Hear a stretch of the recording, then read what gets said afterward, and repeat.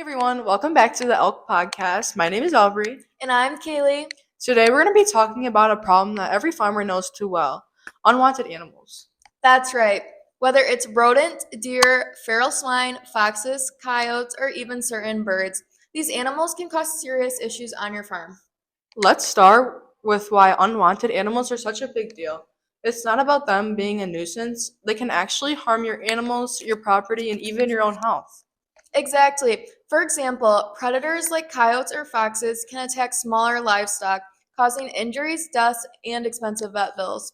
And then you have animals like rodents and wild pigs that can damage feed, crops, and fencing, costing farmers time and money. Don't forget the risk of disease spread.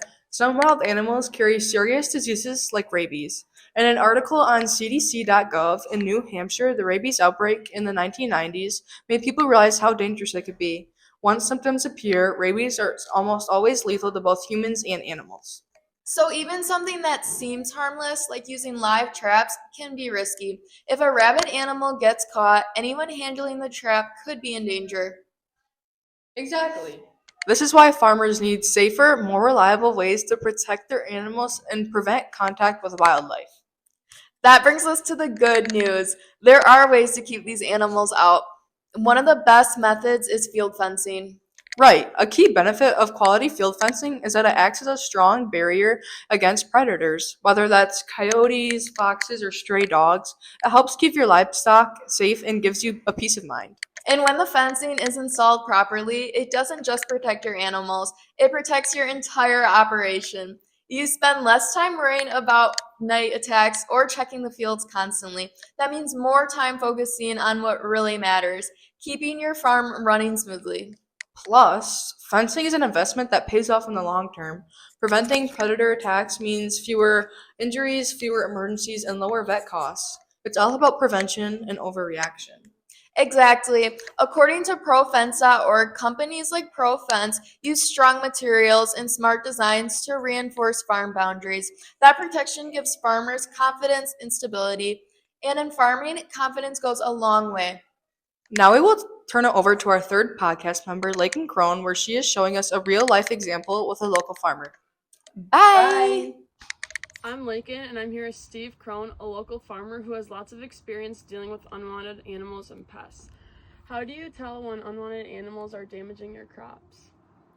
Typically, there's some type of visual sign that you can see from the road where the animals have been eating in the spring, or you can physically see the animals out in your field, or in the fall when you begin to harvest. You come across damage from raccoons and deer knocking your crops down and hurting them through the season.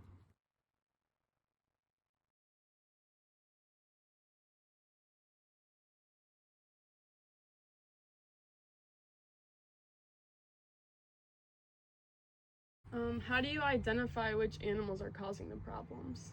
There's usually some type of visual sign, like here. This is obviously woodchuck damage from the holes in the sand pile where they dug down into the field. Not only does it hurt the crop, but they can dig down into the farm tile and block the drainage. And in the spring, they're out here eating as the crop's growing, doing damage. And do the animals cause economic loss when they damage them? Yeah. Again, here's an example of a little bit of economic loss just from the fact the combine couldn't harvest the beans because the header went over top of the sand pile. Not only that, but in the spring when they're in here and their beans are trying to grow, they're eating them as they're small, so they're causing yield loss there also. And how do you control the animals that are damaging your crops? Woodchucks, we try and trap. There's a couple types of traps we use.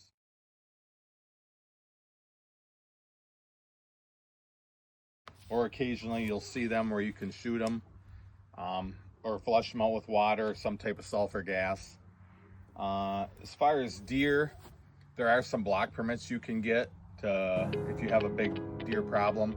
The DNR will give you block permits to get rid of some of the deer and help in that way. Have you tried any non-lethal methods to stop them?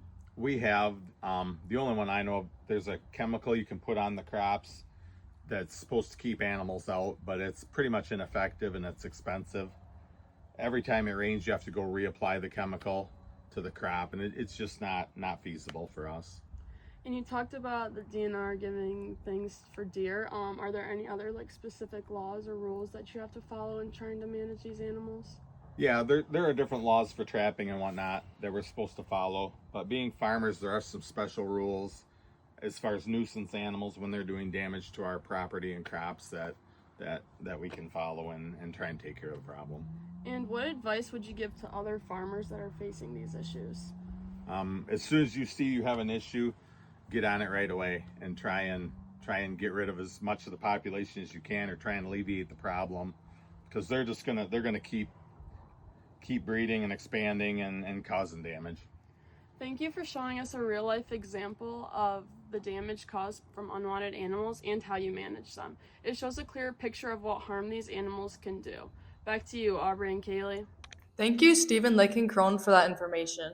Steve had mentioned that his experience with non-lethal techniques didn't always work. There are traps, poisons, and even controlled hunting in some cases. What are some risks involved with these? Well, the big one is unintended consequences. Poisons, for instance, can harm pets, wildlife, and even children if not used carefully. There's also a problem of secondary poisoning where predators or scavengers eat poison pests and get sick. And traps. If they're not checked regularly, they can cause animals prolonged suffering, which raises ethical concerns. Plus, traps might capture non-target animals, which complicates things. Then there's the environmental impact. Some poisons persist in the environment, affecting soil or water quality, and indiscriminate killing can sometimes disrupt ecosystems, leading to other pest issues. So, what's the takeaway? Lethal methods can be effective, but come with risks and responsibilities. It's important to use them carefully, follow all the safety guidelines, and consider non-lethal options first when possible. Totally. Integrated pest management, combining habitat modification, exclusion, and when necessary, lethal control is often the best approach. Before we wrap it up, are there any quick tips for our listeners thinking about pest control? Definitely. Always identify the pest correctly first. Research your local laws, use methods that minimize harm to non-target animals, and if you're unsure, consult a professional. Yeah, so to sum it up, unwanted animals can cause big problems, but with the right precautions, especially solid fencing, you can keep your farm safe and secure. Thanks for listening to ALK Podcast. Stay tuned for our next episode, and we'll talk about more ways to protect your animals and your livelihood. Bye! Bye!